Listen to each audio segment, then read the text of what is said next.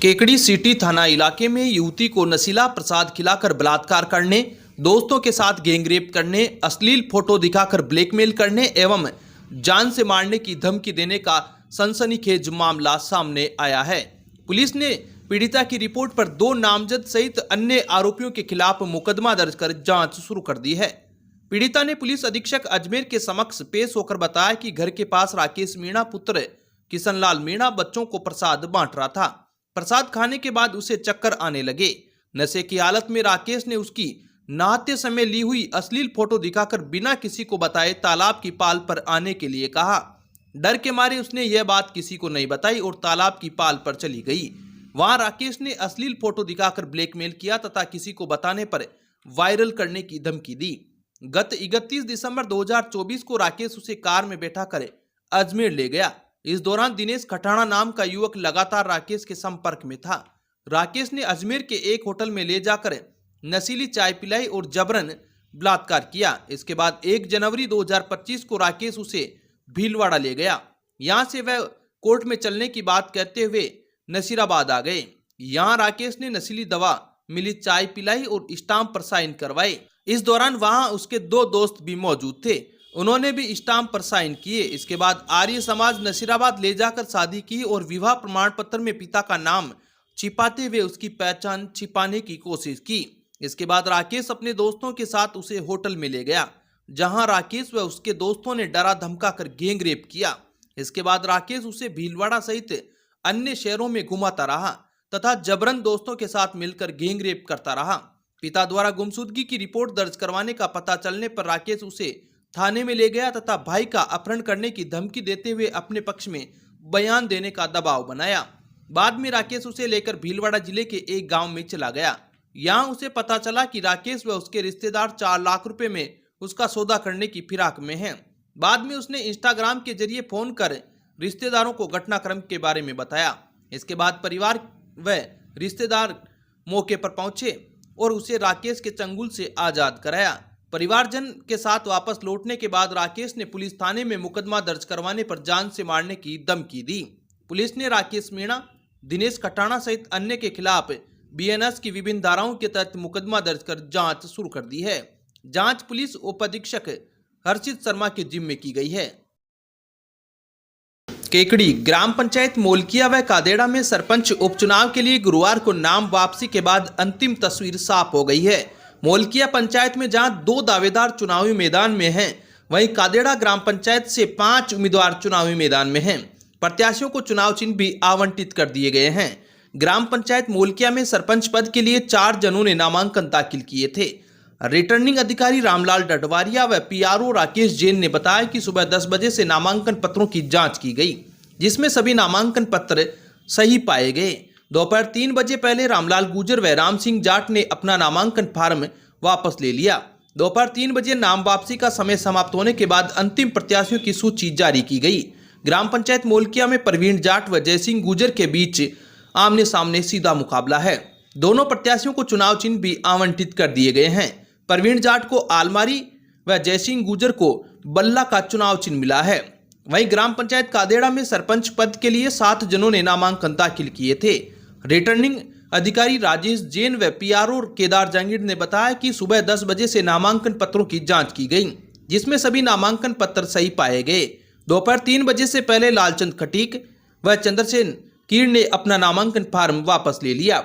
दोपहर 3 बजे नाम वापसी का समय समाप्त होने के बाद अंतिम प्रत्याशियों की सूची जारी की गई। ग्राम पंचायत कादेड़ा में रामस्वरूप गुजर, रफीक पिंदारा, राजेंद्र सिंह राठौड़, कमलेश रेगर व पूर्व सरपंच रेखा जादव के बीच मुकाबला है। 5 प्रत्याशियों को चुनाव चिन्ह भी आवंटित कर दिए गए हैं।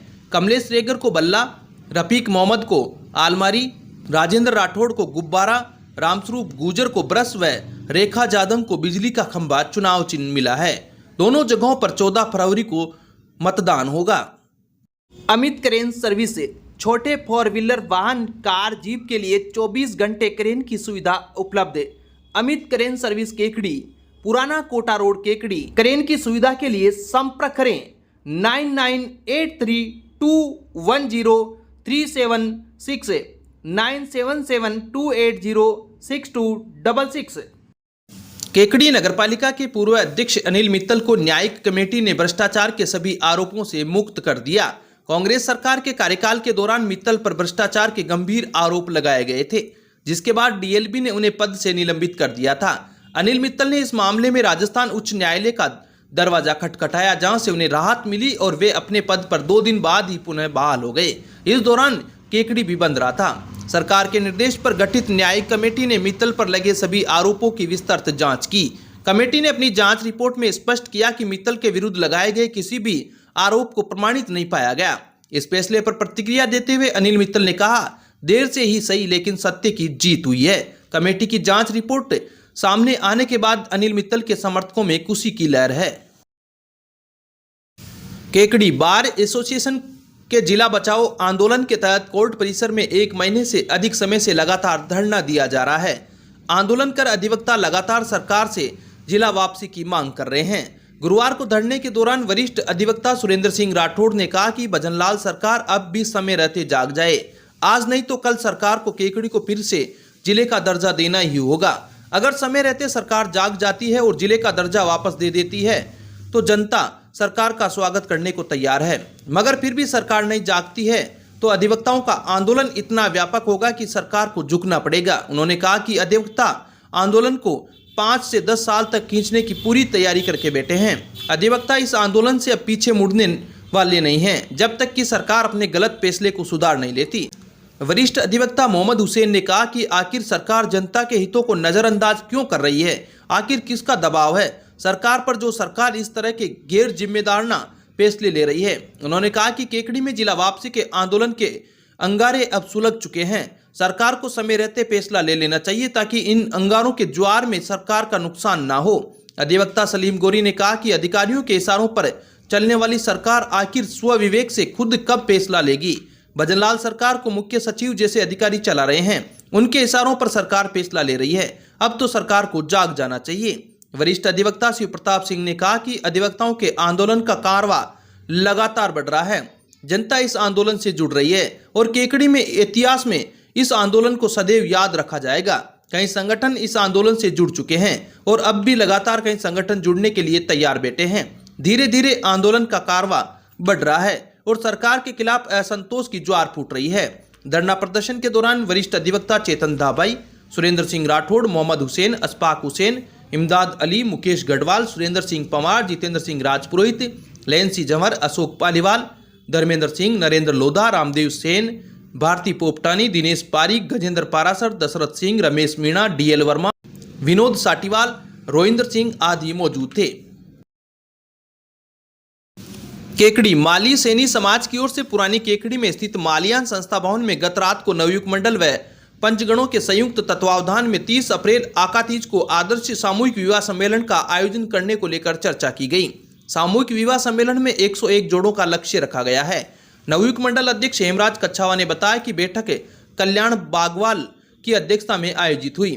समाज के पंचों द्वारा मुख्य कार्यकारिणी का गठन किया गया, जिसमें सामूहिक विवाह सम्मेलन का संरक्षक रामचंद्र, अध्यक्ष गणेश कच्छावा, वरिष्ठ उपाध्यक्ष शोभाराम, सचिव रतनलाल, कोषाध्यक्ष बिरदीचंद बागवाल, संयोजक बद्रीलाल बाथरा, संगठन मंत्री पार्षद रामधन किरोड़ीवाल, प्रचार मंत्री बाबूलाल, जोड़ा चयन समिति अध्यक्ष पप्पूलाल अजमेरा को बनाया गया। सामूहिक विवाह सम्मेलन से फिजूल खर्ची पर अंकुश लगता है, इसलिए समाज में सामूहिक विवाह सम्मेलन समय समय पर करने चाहिए। बैठक में कन्हैयालाल मौर्य, लादूराम, रतनलाल, सुखलाल, नंदलाल, भेरूलाल, धनराज, रतनलाल, हेमराज, ओम प्रकाश अजमेरा, ओम प्रकाश, बालूराम करोड़ीवाल, धर्मीचंद, प्रहलाद, रामनिवास सहित कई लोग मौजूद थे।